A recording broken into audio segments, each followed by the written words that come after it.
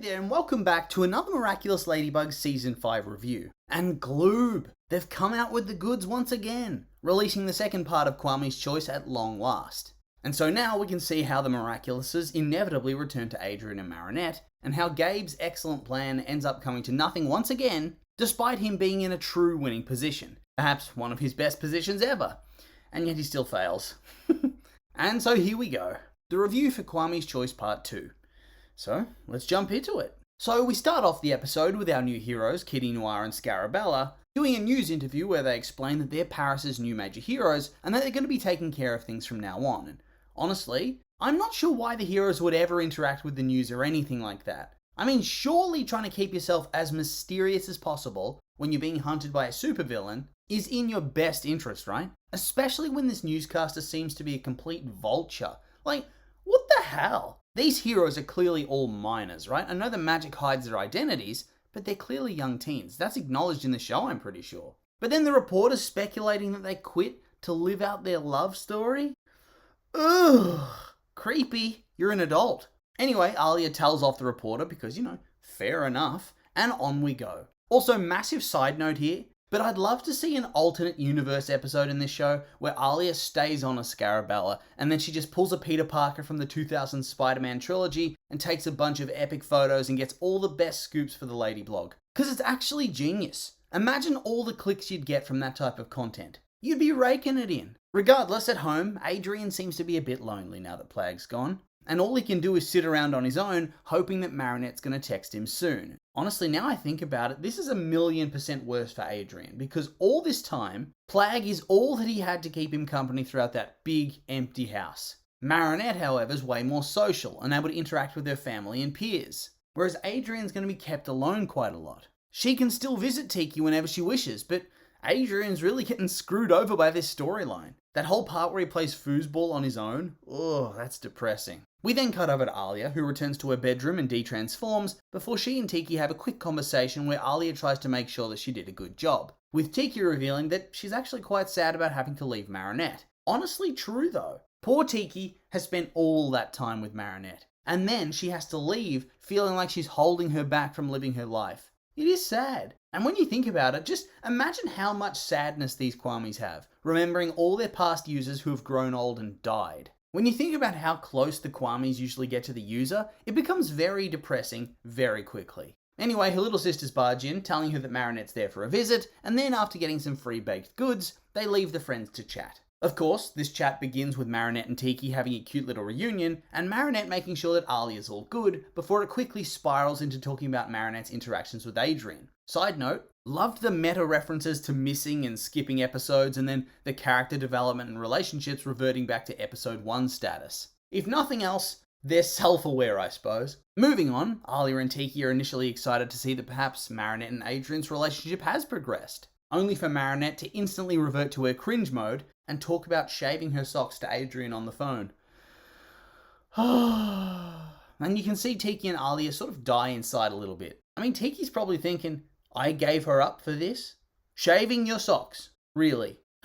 Anyway, Alia reassures her and gives her a pep talk, before it's off to the hotel to take a look at Zoe, where we're immediately treated to perhaps the greatest Plagg scene of all time, after he's told that the hotel has the largest cheese cellar in all of Paris. And don't get me wrong, I love Adrian, I think he's great, but I kind of think this is a massive missed opportunity for poor little Plagg. This woman just gets him. In an alternate world, she would be his favourite wielder of all time. Regardless, he becomes very attached very quickly, and they sneak down to the kitchens to steal some cheese, only to be caught by Chloe, who then forces Zoe to sort out and clean her disgusting stinky shoes.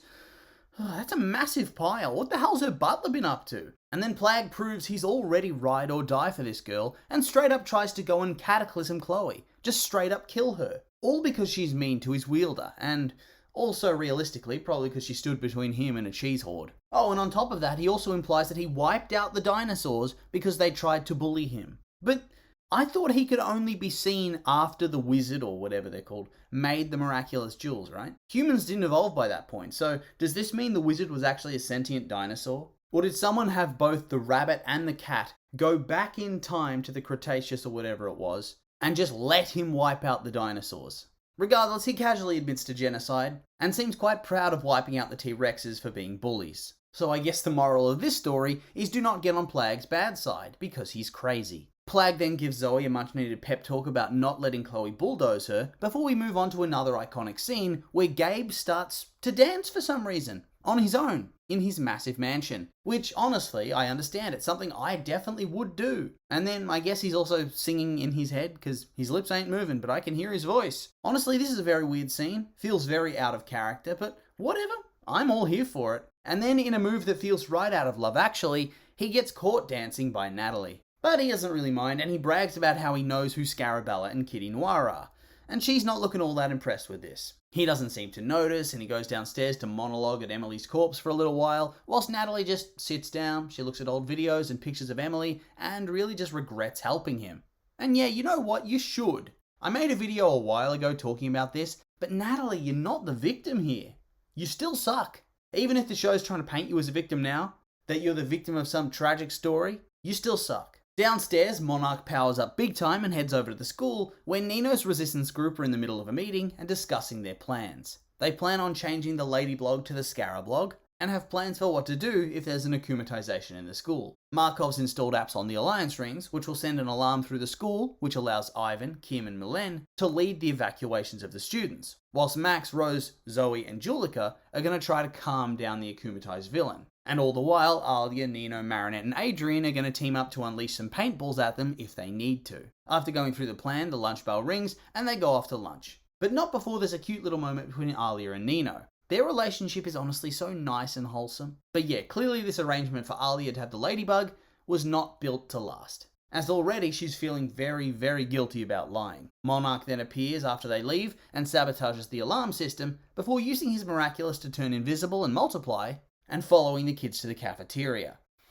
And he's honestly just acting like a bit of a creeper in this scene, honestly. Like, these are some really bad optics, Gabe. Lurking on children when they're eating lunch. Hiding under the table, in the rafters. Ugh.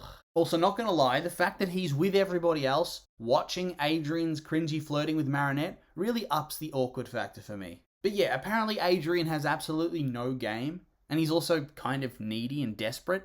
Like when he gets upset when Marinette babbles about not wanting to be friends with him. I mean, come on, man. We've established that she's literally the most socially awkward person in the world, and that she has a crush on you. Pull your head in, son. Another equally cringy moment is when Marinette's trying to hold his hand but keeps backing out to the point that she's trying to force their hands together.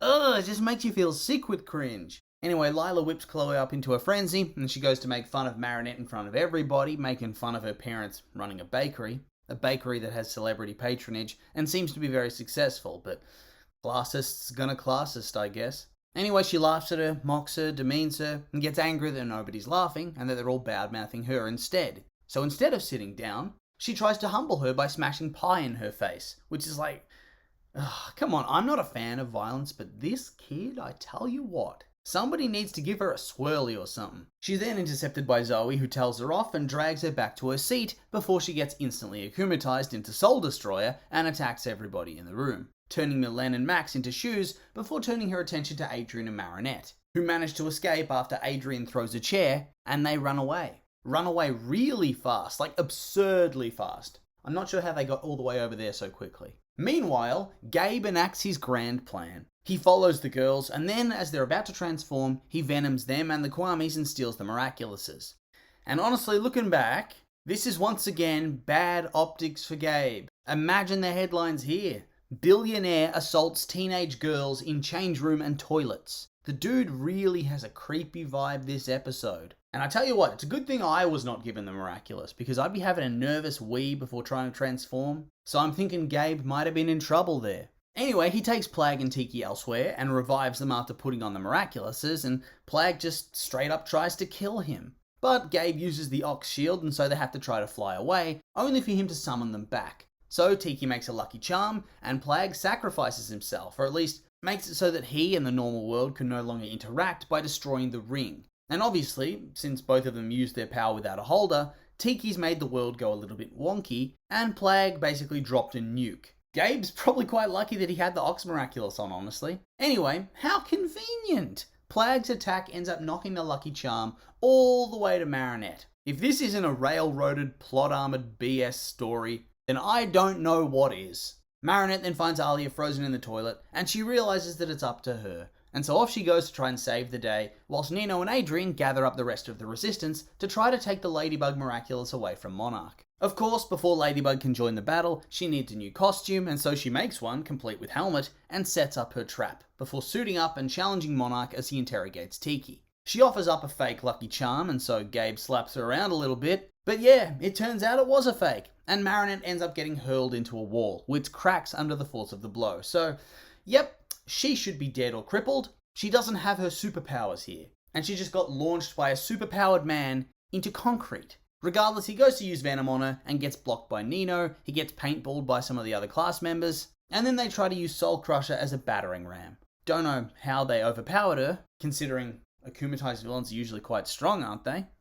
And since now they've showed that they can do this, it makes you wonder why they've never fought back against any other villains before. And whilst Gabe's distracted, Adrian swipes the earrings and gives them to Ladybug, who transforms, uses the Miraculous power, fixes everything, steals back the Cat Miraculous, and then he's powerless to stop Monarch escaping. And honestly, he doesn't even seem that mad that he just lost. I'd be salty, not gonna lie. He had the perfect plan, and he gets taken out by people with no powers. That's sad, dude. Go sit in the shower for a few hours and unwind. Think about where you've went wrong. And after this, the hero team, Alia, Marinette, Tiki, and Plagg, talk about what went wrong. They decide that it's for the best to return to their original owners, and so we have a sad little scene where Plagg farewells Zoe.